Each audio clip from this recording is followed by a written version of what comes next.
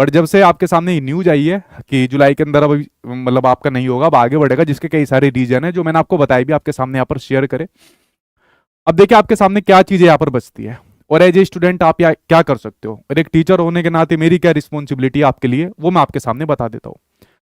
देखिए सबसे पहले तो आप लोग जो सीटेट वाली यूनिट है पटपड़गंज, आपने खूब उसको अच्छी तरीके से रोंद डाला, खूब वहां पर चक्कर लगा रहे, खूब वो भी परेशान हो गए कि भाई इस बार तो बवाल मचा दिया बच्चों ने बढ़िया करके।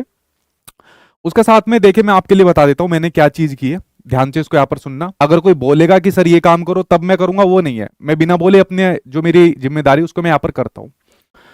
देखिए मैंने यहाँ पर आपके सामने एप्लीकेशन लिखी, 3 एप्लीकेशन यहाँ पर लिखवाई, कुछ बच्चे कलेक्ट करे जो आपके सीटेट के एग्जाम की तैयारी कर रहे थे। पहले मैंने एप्लीकेशन लिखवाई आपके जो एजुकेशन मिनिस्टर है उनके लिए एप्लीकेशन लिखवाई। एजुकेशन मिनिस्टर के अलावा जो दूसरी एप्लीकेशन यहाँ पर लिखी, ये आप लोग देख सकते हो, ये रिसीविंग भी ली, आज की है ये 1 तारीख की 1 मई की, जो शिक्षा मंत्रालय की यहाँ पर रिसीविंग आपको दिख रही है। कुछ बच्चों के सिग्नेचर आपको दिख रहे हैं, ठीक है, क्योंकि मैं नहीं जा सकता था ना, मेरे जाने का जो प्रभाव है दूसरा होता, आप समझ सकते हो, मैं पढ़ाता हूँ, ठीक है।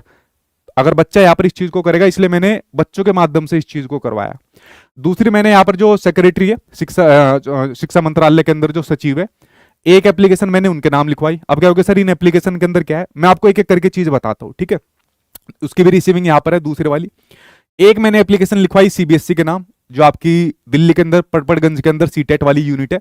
एक एप्लीकेशन यहाँ पर लिखवाई, कुछ बच्चों को यहाँ पर भेजा, और ये यहाँ पर उसकी रिसीविंग है, आप लोग देख सकते हो, ये यहाँ पर उसकी रिसीविंग है। एक दिन के अंदर मैंने ये तीनों काम यहाँ पर करवाए बच्चों से। हालांकि काम एक दिन का नहीं होता है, लेकिन फिर भी जितने मेरे अंदर क्षमता थी उसके आधार पर मैंने यहाँ पर काम करवाए। मैंने इसके अंदर 2 चीजें यहाँ पर रखी।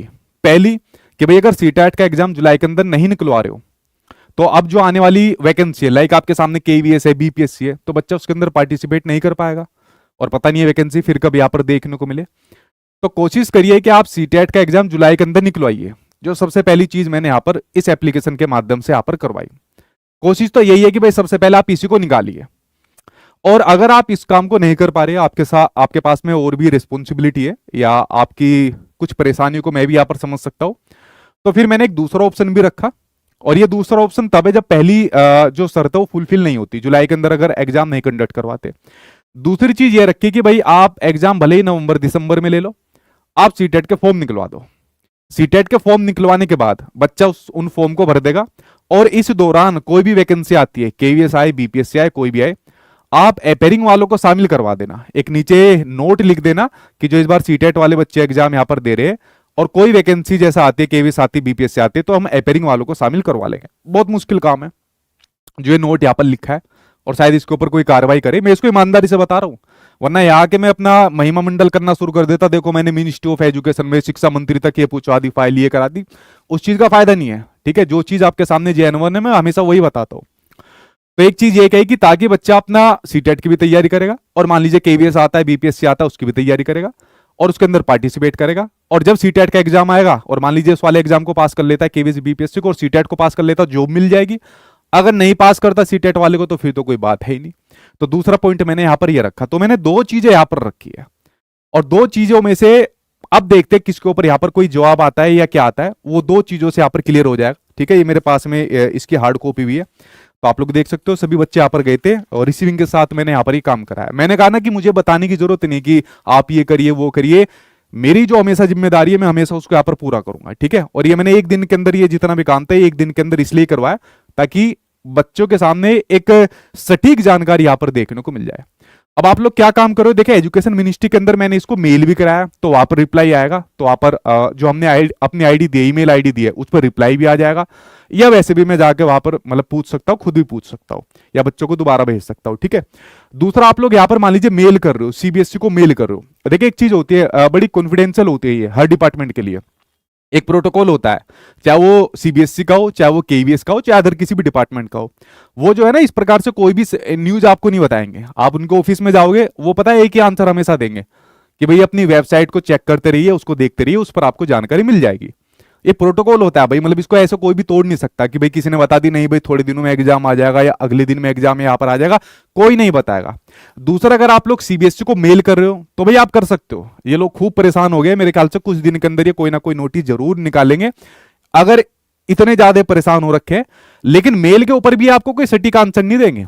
अगर आप मेल भी करोगे तो यही लाइन वो बोलते हैं, क्योंकि ये प्रोटोकॉल सभी के लिए होता है कि मतलब जो भी जानकारी होगी वो आपको ऑफिशियल वेबसाइट के ऊपर उपलब्ध हो जाएगी। या मान लीजिए आप लोग आरटीआई का भी यहाँ पर रिप्लाई करते हो तो आपको हमेशा यही कहा जाएगा जिस भी विभाग के अंदर जाओगे कि भाई ऑफिशियल वेबसाइट पर आप अपडेट रहिए और उसी से कनेक्ट रहिए, उसी पर सारी जानकारी आपको मिल जाएगी। जितना मेल करोगे तो कम से कम इनके संज्ञान में मामला जाएगा, यार मैटर बहुत मतलब बड़ा टफ हो गया मैटर, तो कुछ ना कुछ एक नोटिस निकाल दे, एक जानकारी दे दे कि भाई जुलाई के अंदर अब बिल्कुल हम नहीं ले रहे, ताकि बच्चे शांत हो जाए। और नहीं ले रहे तो क्यों नहीं ले रहे, और अगर दोनों बात जो मैंने एप्लीकेशन के अंदर लिखवाई कि भाई जुलाई के अंदर ले लो यार, और नहीं ले रहे तो कम से कम जो बच्चे एपेरिंग के अंदर शामिल होंगे, अब मान लीजिए आप में से बात आती है कि भाई जुलाई के अंदर नहीं ले रहे, तो एक काम करो अगस्त सितंबर अक्टूबर नवंबर, ठीक है, कभी तो आपके सामने सीटेट का एग्जाम आएगा, सीटेट के एग्जाम का चार्ट डालोगे। भाई सीटेट के एग्जाम से आप लोग केवीएस की तैयारी करना चाहते हो, बीपीएससी की करना चाहते हो, उससे पहले उनके फॉर्म निकल गए, आप उनको भर नहीं पाए, तो सीटेट का क्या करोगे फिर? सीटेट इसलिए ही तो है ना ताकि आप लोग इन एग्जाम के अंदर बैठ सको, इसलिए सीटेट का एग्जाम है। अगर वो अगस्त सितंबर अक्टूबर नवंबर तक उसके फॉर्म आ रहे हैं, ठीक है, तो फिर क्या फायदा रह जाएगा? आए तो भाई वो जल्दी आए, ठीक है, अगर वो आए हो तो जुलाई के अंदर कंडक्ट हो जाए और जल्दी उसका नोटिफिकेशन आ जाए। अगर वो लेट आएगा नोटिफिकेशन, और लेट ही मतलब आगे तक जाएगा, तो फिर केवीएस और बीपीएससी हाथ से निकल जाएंगे, ठीक है, तो इससे फायदा नहीं है। अगर हो तो जल्दी नोटिफिकेशन निकाल दे, जितनी एप्लीकेशन यहां पर गई है और भी बच्चे वहां पर दे रहे हैं, तो जितना जल्दी हो सके नोटिफिकेशन निकाल दे और जुलाई के अंदर एग्जाम ले ले, ये हमारी मांग है। इस वाली मांग को मैंने आपके व्याप पर रखा भी है, जिस मंत्रालय में जिस विभाग के अंदर जाने की बात है मैं वहां पर बच्चों के माध्यम से पहुंचा भी हूं, मैंने चीजें भी बताई है, उनको गाइड भी करा है।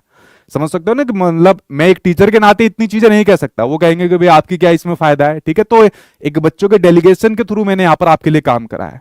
जितना जल्दी हो सके बच्चों के सामने चीजें स्पष्ट हो जाए, बच्चे के हित के यहाँ पर अगर कोई काम हो रहा है तो उसमें अपनी ईमानदारी से उस वाले काम को यहाँ पर किया जाए। अब जो भी कोई इंफॉर्मेशन आएगी मैं आपके सामने जरूर शेयर करूंगा, और जहां मदद की जरूरत आपकी भी पड़ेगी तो आप लोग भी मदद करना, ताकि हम अपना एक एफर्ट यहाँ पर कर सके, ठीक है।